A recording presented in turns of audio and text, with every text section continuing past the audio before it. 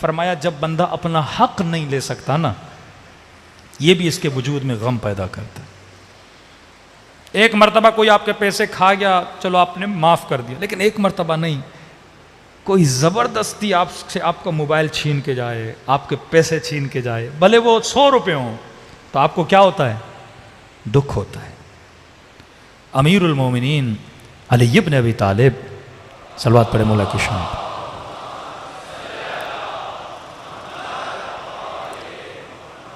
فرماتے ہیں مولا گلی سے گزر رہے تھے، اب اہل بیت کتنے محتاط تھے کہ اگر کوئی مومن غمگین ہے تو علی آگے بڑھتے تو اس کا غم دور کرے۔ ہم ایسے ہیں، میں خوش میرا بچہ خوف، تاکہ لوگ غمگین تھے، یہ سیرت ہے اہل بیت نہیں۔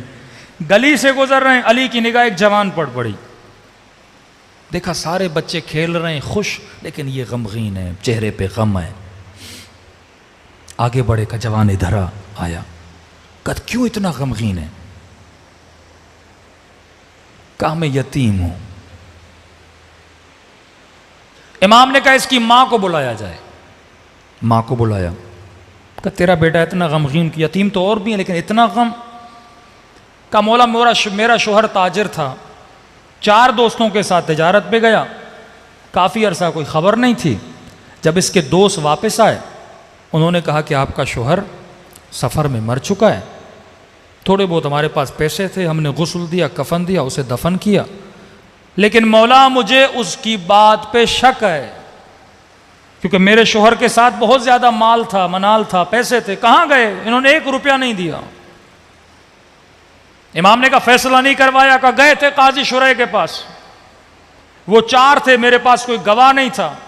امیر المومنین مجھے حق نہیں ملا، میرا بیٹا تبھی مایوس۔ حق جب بندے کو نہ ملے نا، مایوس ہوتا ہے۔ آج پاکستان میں مایوسی کیوں؟ عوام کو حق نہیں مل رہا، عدالتوں سے صحیح فیصلے نہیں آتے، چھاونیوں میں جا پولیس سے حق نہیں ملتا۔ جب لوگوں کو حق نہیں ملتا نا، ڈپریشن، انزائٹی، پورا معاشرہ ایک یأس اور نا امیدی اور غم کا شکار ہو جاتا ہے، قومیں تباہ ہو جاتی۔ علی نے کہا بلاؤ ان 4 کو، یہ علی ہے، عدالت کو نافذ کرنا جانتا ہے۔ 4 آئے، مسجد کے 4 ستون سے، یعنی ایک کو یہاں باندھا، ایک کو یہاں باندھا، ایک کو یہاں، ایک کو وہاں باندھا علی نے۔ اب اس زمانے کی انویسٹیگیشن علی ابن ابی طالب کر رہے ہیں، عقل علی ابن ابی طالب۔ 4 کو باندھا، پہلے کے پاس گیا، ہاں بھائی بتا کیسے مرا تھا؟ اس نے کہا ایسے۔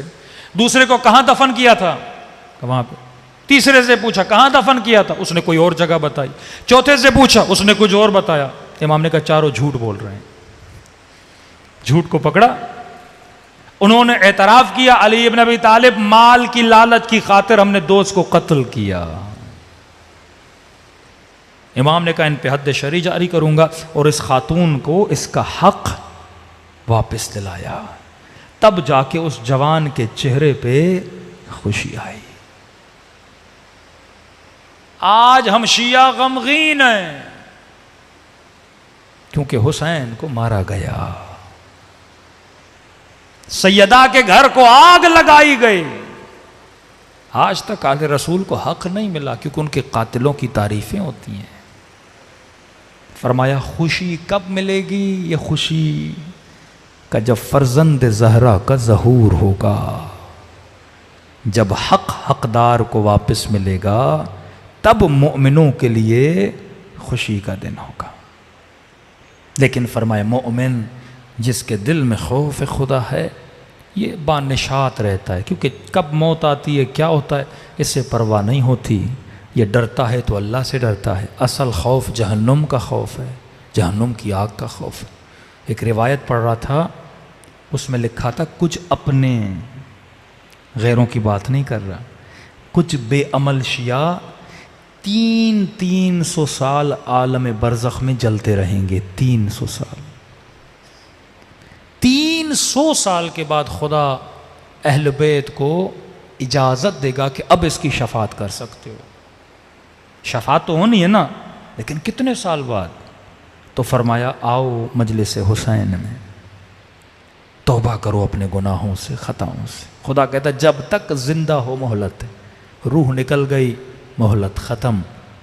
اور فرمایا ایسا واسطہ حسین جیسا، یہیں پہ شفاعت لو نا، منتظر کیوں کہ برزخ میں شفاعت، یہیں اس مجلس حسین میں IRC کی امام بارگاہ میں امام حسین کے آنسوؤں کے ذریعے سے شفاعت لو اور جنت حاصل کرو، کہ خدا یہ بری عادت، یہ گناہ آج کے بعد ترک کروں گا، عاقلانہ زندگی گزاروں گا۔